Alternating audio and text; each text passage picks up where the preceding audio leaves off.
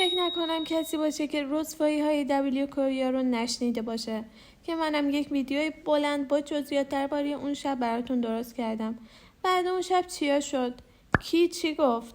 دبلیو کوریا چرا تمام پست‌های اون شب رو پاک کرد؟ چرا همکاری آیدل ها کنسل شد؟ بیاین که امروز در موردش حرف بزنیم. چند روز پیش ایونت دبلیو کوریا مثلا با هدف آگاه سازی در مورد سرطان سینه یک رسوایی بزرگ برگزار کرد. شبی که با هدف خیریه شروع شد، در ادامه به پارتی لوکس آیدل های مست شده و تبلیغ برندها تبدیل شد. بعد اون شب همه مدیاهای کره و سوشال مدیا فقط در مورد مراسم حرف زدن. توی ذهن همه یک سوال بود که شب خیریه بود یا پارتی؟ صدها آیدل و اینفلوئنسر بدون اینکه متوجه شن مرکز واکنش ها قرار گرفتن. بعضیاشون هم مورد تحسین قرار گرفتن، مثل پارک اون بین. اون هم یکی از صدها مهمون دبلیو کوریا بود، ولی با ترک کردن مراسم و لایو بعدش مورد توجه قرار گرفت. دقیقاً بعد از در اومدن از مراسم داخل ماشین لایو گذاشت. به طرفداراش سلام داد و دارم از ایونت برمیگردم خونه. خیلی وقت بود که توی ایونت ها شرکت نمی‌کردم. واقعاً تجربه عجیبی بود. یکم محیط رو دیدم و الان برمیگردم خونه. به نظر خیلی‌ها این حرف‌های پارک اون بین نشون میداد که از وایب مراسم خوشش نیامده. توی سوشال مدیا هم نظرهای تجربه عجیبی بود، مگه نه؟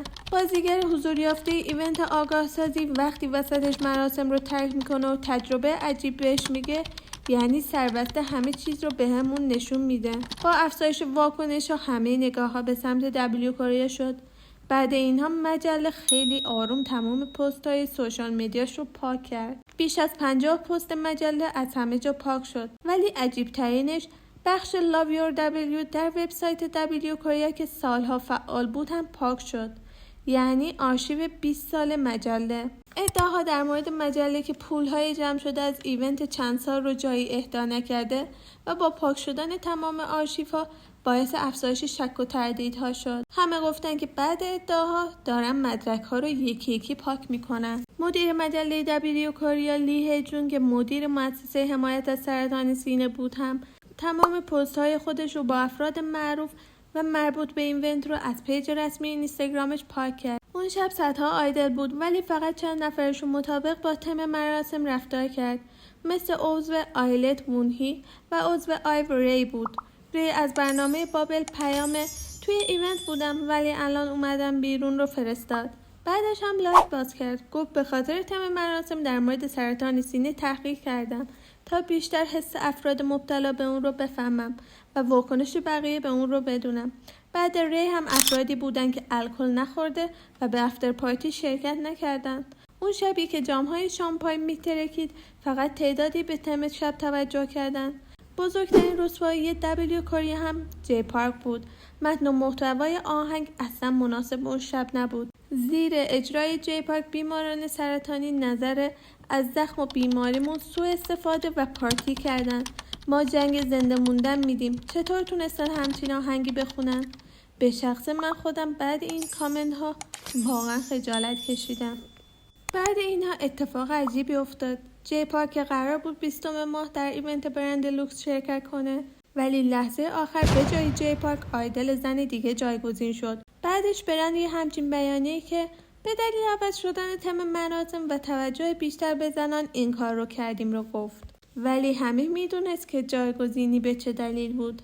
وسط این هرج و مرج کسی بود که با اینکه به ایونت شرکت نکرد ولی خیلی مورد توجه قرار گرفت. عضو بلک پینک جیسو به مراسم دعوت بود ولی شرکت نکرد و روز بعدش موقعی رفتن به تایوان با کلاه و پیراهن صورتی دیده شد. طبق نظر بعضی از طرفداران این کاملا تصادفی بود و به نظر بقیه هم از قصد به خاطر آگاه سازی سرطان سینه صورتی پوشیده بود. شاید خیلیاتون ندونین به خاطر این آگاه سازی ماه اکتبر ماه صورتیه و پاپیون صورتی نماد تشخیص سریع این بیماریه. به خاطر همین ممکنه جیسو از قصد صورتی پوشیده باشه. خب حالا برگردیم به ایونت دبلیو کوریا. بعد اون همه رسوایی ها بیشترین واکنش را ادعای رابطه بین عضو اسپاکارنا و وینتر و وی از BTS گرفت. از ویدیوهای پخش شده دیده میشد که وی با وینتر صمیمی بود. همچنین با کارینا هم توی یک میز کنار هم نشسته و حرف میزدن. ولی خب میدونید وقتی یک آیدل مرد و زن کنار هم دیده میشن، شیپرها زود ادعای رابطه بینشون میکنن. اول که ویدیوی وینتر و وی دیده شد همه گفتن که خیلی با هم صمیمیه و بعدش هم ویدیوی وی با کارینا اومد. نظر مستر رلند همه جا پخش شد، ولی به نظرم وی با هیچ کدوم، چه وینتر و چه کارینا، رل نیست. جالبیش هم این بود که مخاطبا آیدل ها رو به خاطر مست کردن و رقصیدن هیت میدادن، ولی تو همچین شبی باز هم ادعای رابطه بین آیدل ها میکردن. قبل از شروع واکنش ها به دبلیو کوریا اکثرا دنبال این بودن که وی با کدوم آیدل های زن کنار هم اومد، کدوم آیدل ها با هم صمیمیان، که واقعا جای تاسفه. سوال دیگه هم پول جمع شده دبلیو کوریا کجا رفت؟ مقدار پول اهدا شده در این 20 سال دبلیو کوریا که فقط $774,000 بود، در حالی که پول اهدا شده توسط مردم در همایش‌هایی مثل پینک ران که هر سال یک بار برگزار میشه، مردم پیاده روی یا دوندگی میکنن که بیش از $3,500,000 اهدا شد. یعنی مردم تقریبا 3 برابر دبلیو کوریا پول جمع کردن.